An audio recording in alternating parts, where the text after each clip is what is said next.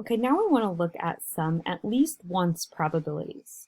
If you're asked to find the probability that an event happens at least once, that could potentially mean adding up a very large amount of probabilities, like the probability that it happens once or twice or 3 times or so on and so forth. And what if it could happen potentially 500 different times? Then you have 500 different probabilities to add. So this could be way too time consuming and cumbersome. So there's an easier way to calculate at least once probabilities, and that's using complements. At least once and never or none are complementary events. So if it doesn't happen at least once, the only other option is that it doesn't happen at all. It happens never or none. So to find the probability of something happening at least once, we can do 1 minus the probability that it doesn't happen at all. Okay, let's look at our first example for these at least once probabilities.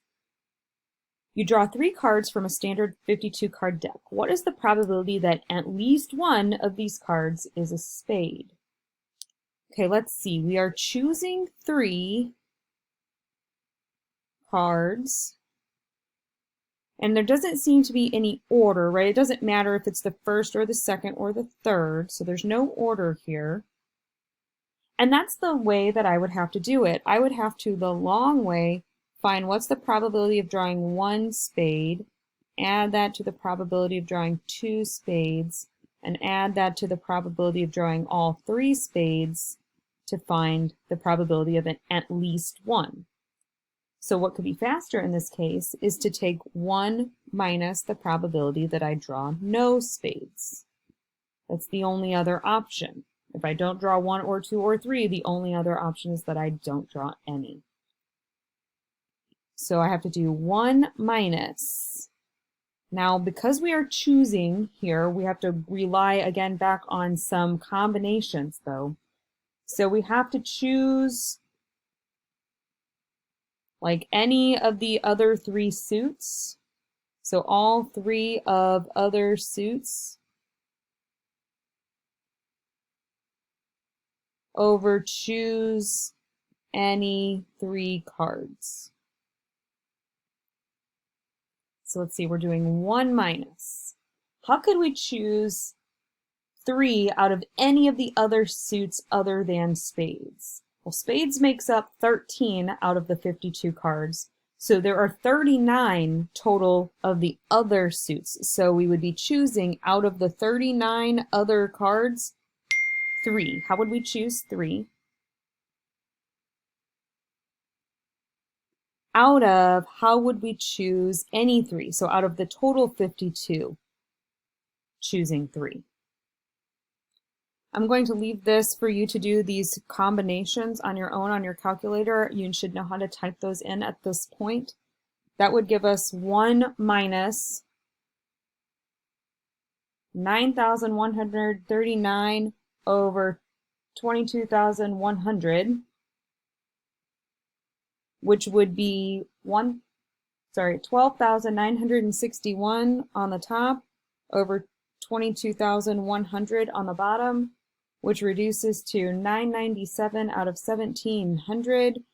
I don't know if they would want you to put that in as a fraction or a decimal or a percentage, but you could at that point, if you want to, turn it into any of those you want. So we could do 997 divided by 1,700. It would let me type in zeros. My calculator's not being helpful right now. Now I'm all over the place. There we go. So it looks like about 0.586 or a 58.6% probability of drawing at least 1 spade.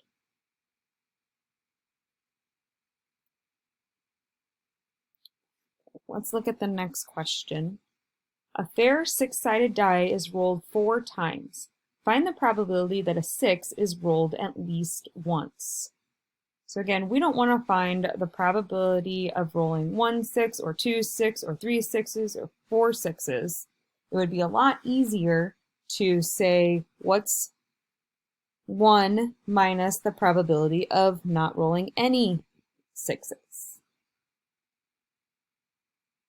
Let's see, what's really important here is that this is a sequence. We are drawing, oh, I'm sorry, I'm in the wrong spot. I'm supposed to be up here. So 1 minus the probability of rolling no sixes.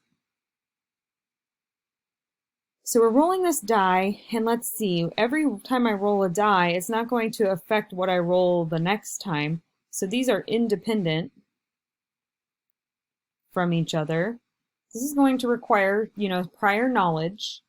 So this would be like taking 1 minus, if I'm not rolling any sixes, then what that means is that the first is not a 6, and the second is not a 6, and the third is not a 6, and so on and so forth. So 1 minus, how do I roll anything except a 6? Well, there are 5 out of 6 ways to do that for every single roll. So I would have a 5/6 times 5/6 times 5/6 times 5/6 times 5, wait, nope, there's only 4 rolls, so stop there. Multiplying that all out, if we take 5 times 5 times 5 times 5, that is 625. And 6 to the 4th power is 1,296. So to calculate this final probability, I want to take 1 minus the fraction 625 over 1,296. And that should give you 671 over 1,296, and that does not reduce. You could divide that out to a decimal or a percentage if you so need to.